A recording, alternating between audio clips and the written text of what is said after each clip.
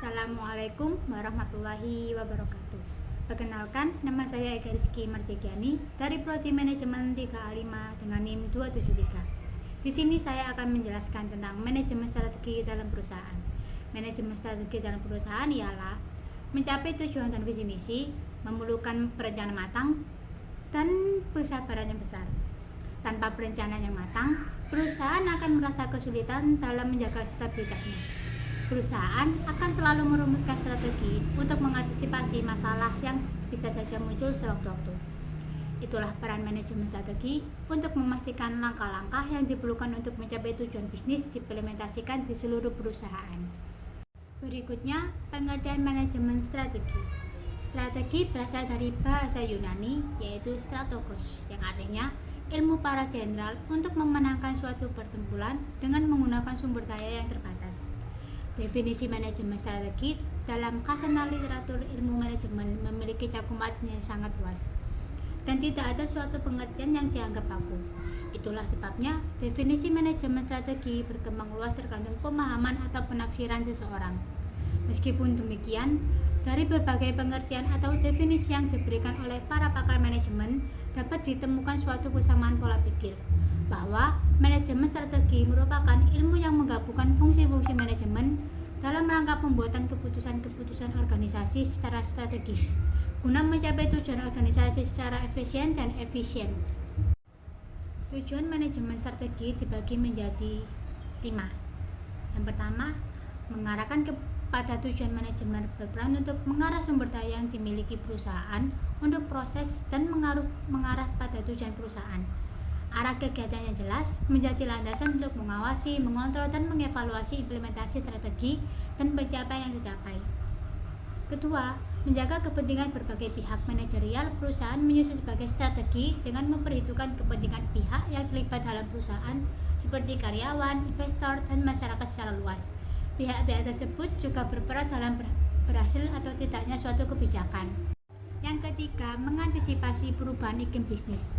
Kondisi dunia bisnis yang dinamis memungkinkan berbagai muncul perubahan. Mau tak mau, perusahaan harus mampu beradaptasi dengan perubahan yang ada untuk mempertahankan keberlangsungan bisnis. Strategi yang tepat mampu mengantisipasi perubahan dan menyiapkan acuan pengendalian bisnis terhadap perubahan. Keempat, efektivitas dan efisiensi perusahaan. Sumber daya yang ada dalam perusahaan berperan besar dalam perkembangan proses perusahaan. Jajaran manajerial perusahaan bertanggung jawab untuk memperhatikan, mengevaluasi, dan memastikan kinerja sumber daya yang berjalan secara efektif dan efisien.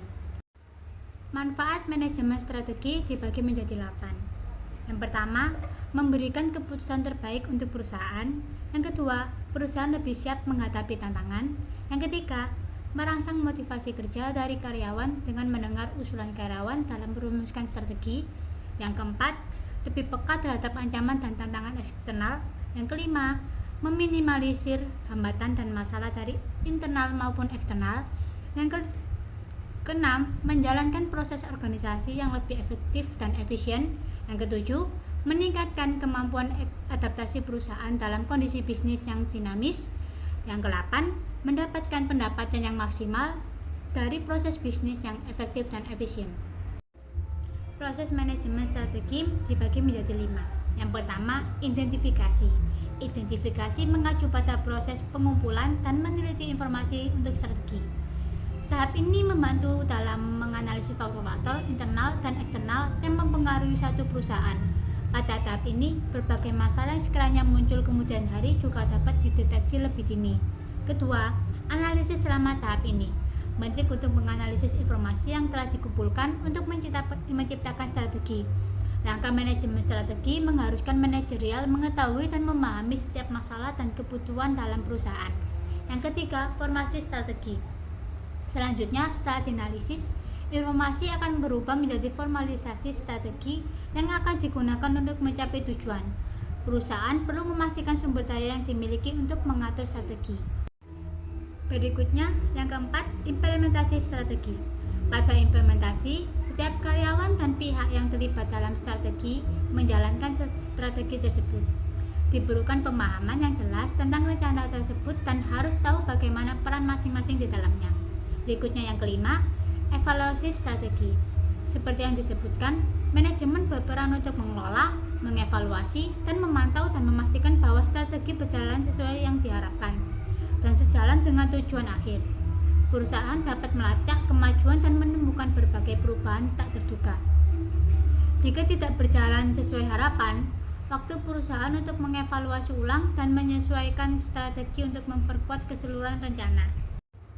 Sekian penjelasan dari saya, kurang lebihnya mohon maaf. Wassalamualaikum warahmatullahi wabarakatuh.